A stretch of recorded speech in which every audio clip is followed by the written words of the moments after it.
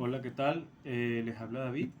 y he hecho este video para continuar con la reseña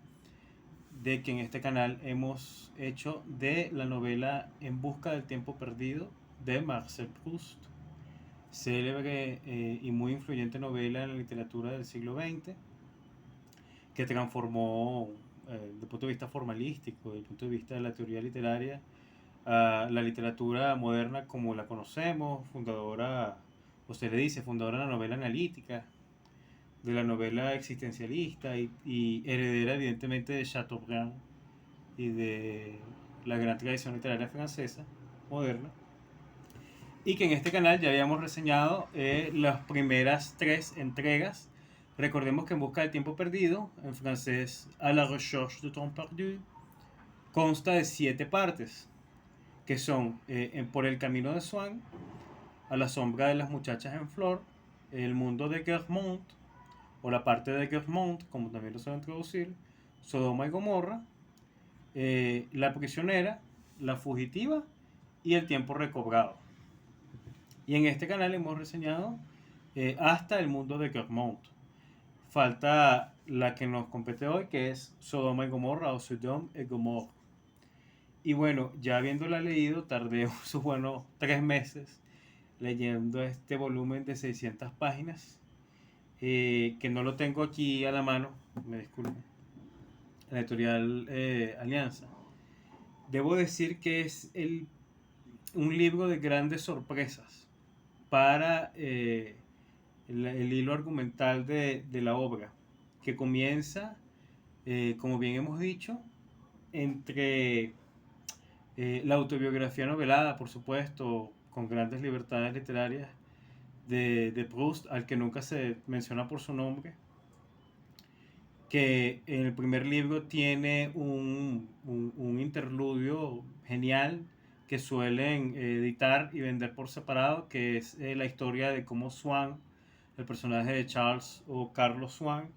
conoce a Odette de Crécy y se casa con ella, que es la cocotte, como la llama Marcel Proust. Hoy en día dirían escort. eh, la Anora, no mentira, la cortesana que se acerca a la alta sociedad francesa a través de los círculos burgueses del matrimonio de los Verduron, termina casándose con Swann, que es un francés burgués, pero heredero también de la nobleza de toga, judío, muy consciente, cada vez más consciente del tema de la cuestión judía, porque coinciden estos años con el episodio particularmente traumático en la historia centroeuropea y europea de finales del siglo XIX y comienzos del XX, de plena época del imperialismo, que fue el caso Dreyfus. Y el caso Dreyfus ocupa una parte muy importante de lo que es el tercer volumen y el cuarto, que es este del Sodoma y Gomorra. En el segundo volumen, Proust se dedica completamente a narrar sus peripecias de juventud y su despertar amoroso, primero con la decepción del breve idilio que tiene con la hija de Swann y Odette, que era Gilbert o Gilberta, que fue su primer gran amor, y después cuando conoce a el que es el centro, puede decir, el pivote amoroso de la novela, lo que es para Flaubert el personaje de Emma Bovary, Madame Bovary, que es Albertine, o Albertina, como también lo traduce. Y Albertina, que aparece con su círculo de amigas en el segundo libro, en la estadía de Balbec, se va convirtiendo progresivamente en el centro de toda la obra, ¿no? En el tercer volumen, El mundo de Clermont, que ha sido el que yo más he disfrutado, se hace una radiografía bastante incisiva y al principio muy clasista y muy, ¿cómo decirlo?, muy soberbia en cuanto a las verdaderas necesidades del mundo y de la sociedad, y cómo este mundo paralelo, el de la alta nobleza decadente y de la alta burguesía y de los círculos de poder en la Francia republicana, se van adecuando poco a poco al prospecto de su eventual extinción con el auge del republicanismo moderno y de la época revolucionaria previa a la Primera Guerra Mundial. Y en el cuarto volumen ocurre algo así como que se destapa una caja de Pandora. De hecho, el primer capítulo, que tiene como 60 páginas, es un momento extremadamente transgresor, diríamos, en términos formalistas y estéticos, incluso dentro de los códigos de la novela, porque Proust allí introduce de manera abierta, explícita y con su sagacidad que lo caracteriza, el tema ya de la homosexualidad, que a lo largo de la novela, bueno, se había más o menos allí eh, sugerido, bordeado, sobre todo en relación a los personajes femeninos. Y en el tercer volumen hay un breve periodo cuando se habla del cafetín donde se reúnen los muchachos de la alcurnia, los que son amigos de Saint-Loup, que es el muchacho que está muy cercano a Proust y que evidentemente tiene elementos homoeróticos en esa relación. Cuando llegan al cuarto volumen, que se introduce lo que es el personaje del barón de Charlus, que los primeros, el segundo y el tercer volumen fue un personaje bastante prominente, pero que uno veía una relación bastante incómoda y soberbia, porque además es un personaje de muy alta alcurnia, orgulloso de su herencia, pero también es extremadamente grosero y muy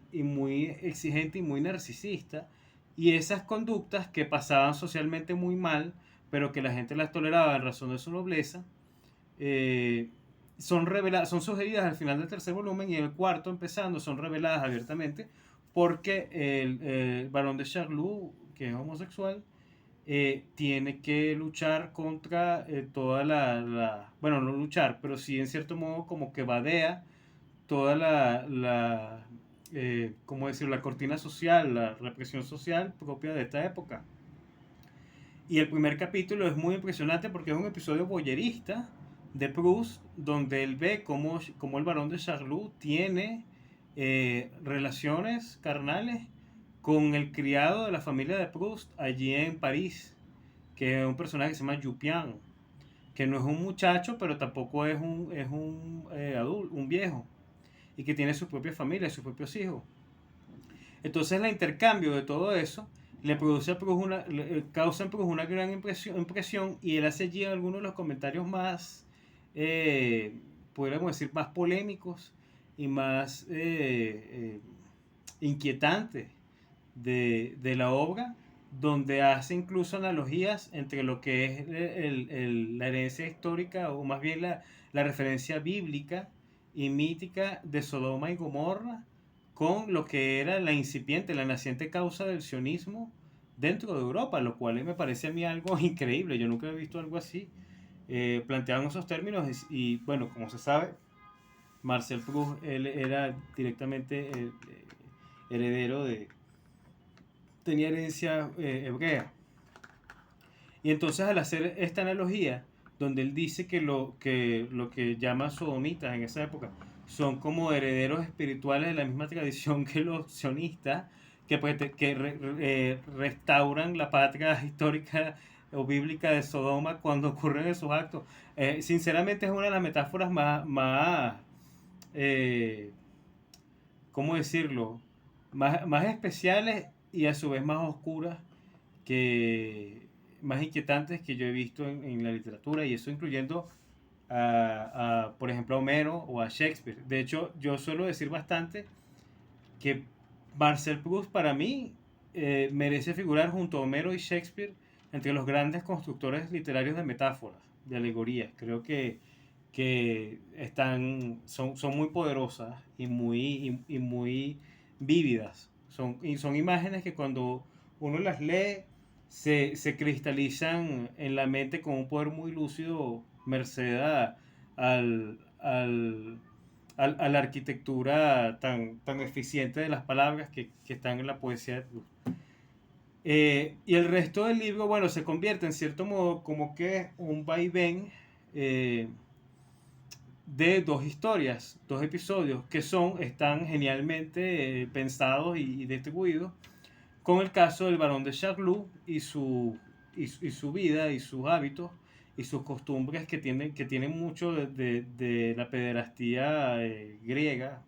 De hecho, hay muchas alegorías a eso. Marcel Proust dice que esos hábitos pretendían disfrazarse de la sofisticación y de la especialidad que tenía en el mundo antiguo el hábito de eso, pues del erómenos, el erastés, toda esa cuestión. Y por el otro lado, la vida de Albertine, porque Albertine, la novia de Marcel Proust, Marcel Proust en este momento tenía como 25, 26 años, eh, era, tenía su círculo de amigas, era muy cercana a ellas y él va adivinando poco a poco, pero también negando con pulsión inconsciente, sí, con negación freudiana, psicoanalítica, la propia homosexualidad albertina.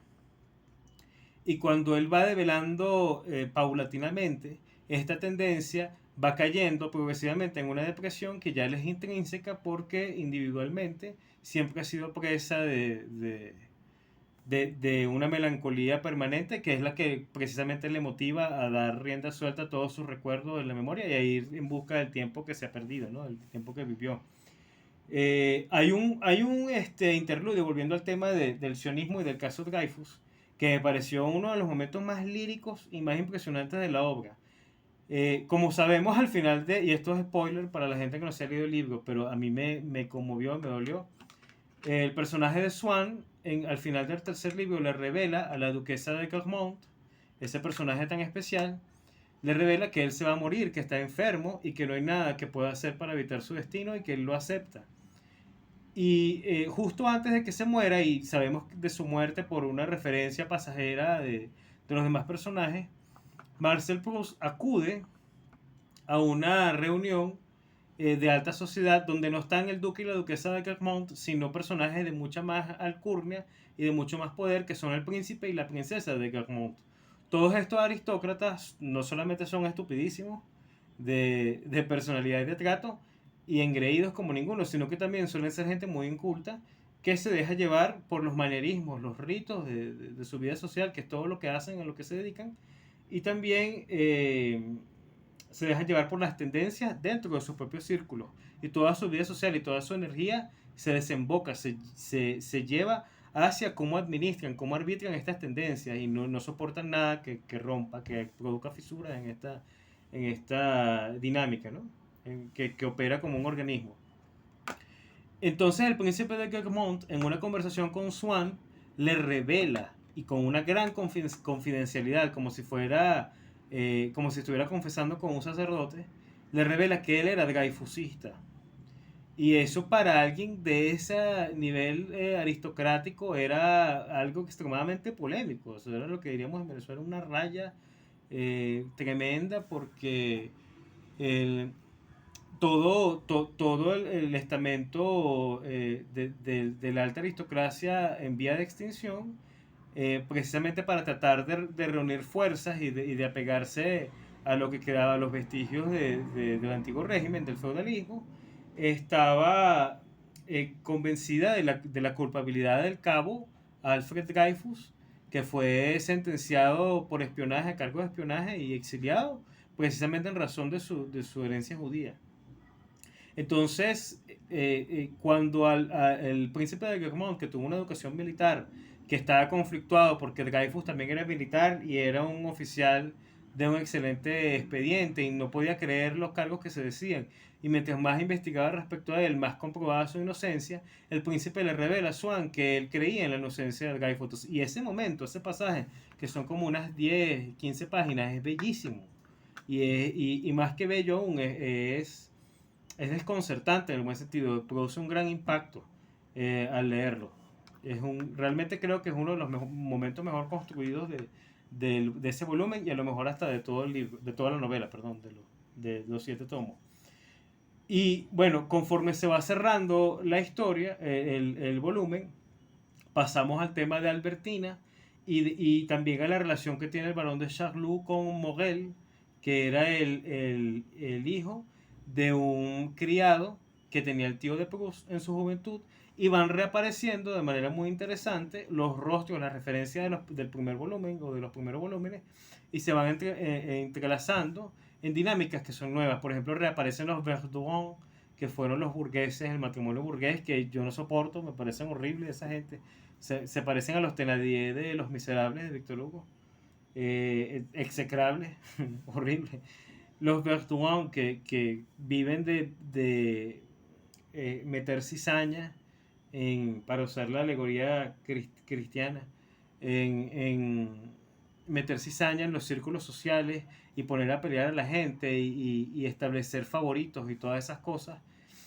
y chismear realmente. Ellos, en cierto modo, con su influencia maligna, ayudan a ser más destructivo no solo la relación de el barón de Charlus con Morel, sino también la del propio Proust con Albertina. Y eso es interesante porque reproduce la misma dinámica que había tenido lugar entre Swann y Odette, porque así como ellos asimilaron e incorporaron a Swann, después lo execraron cuando consideraron que ya no tenía nada que ofrecer, como si fuese sido un limón al que exprimieron y después lo desecharon. Entonces, cuando además que ellos habían alquilado una vivienda que se llama La Gaspelière,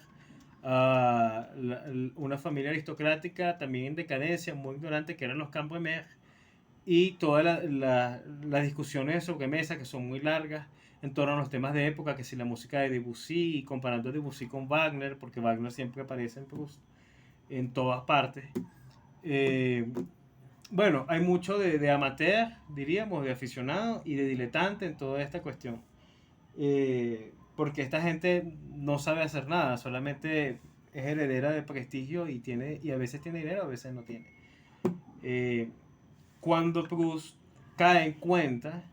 de que el mal, digamos, la condición de Albertina era la misma del barón de Charlus, en la novela da como un círculo completo, bueno, el volumen de Sodoma y Gomorra,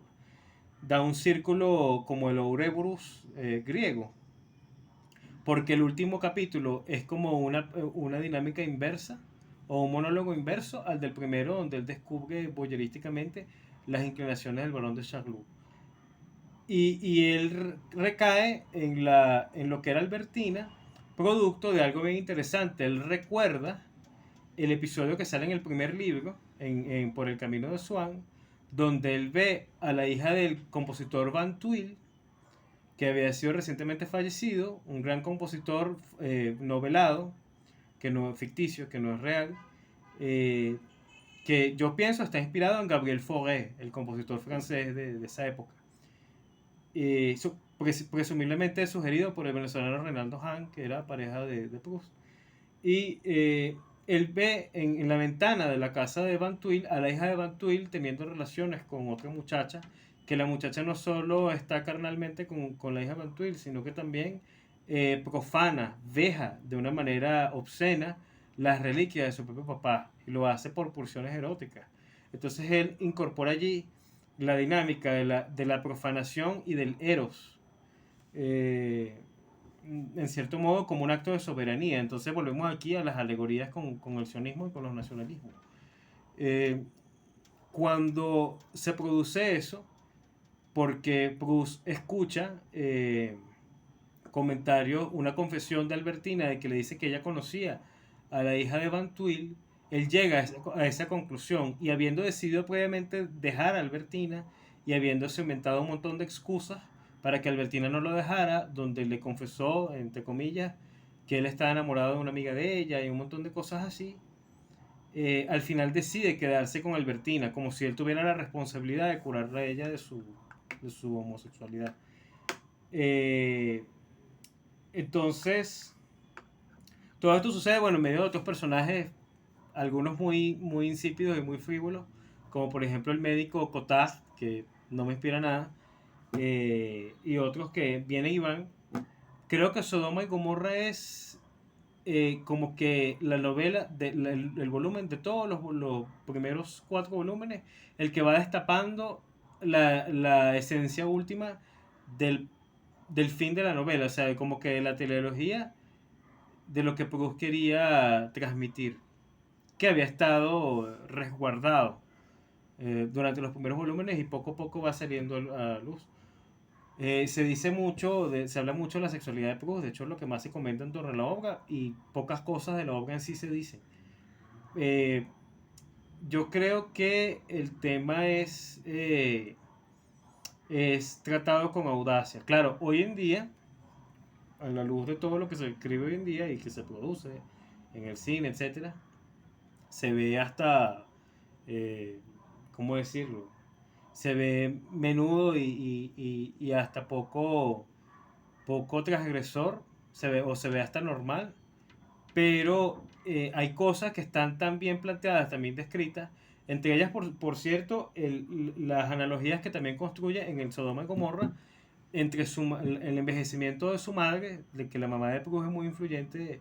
en sus memorias y en la reconstrucción de su vida, con lo que fue la pérdida, la muerte de su abuela, que había tenido lugar en el tercer volumen, en el mundo de Garmont. Y esos pasajes también son inmensamente evocativos y líricos. Hermosos, pero trágicos, dolorosos también.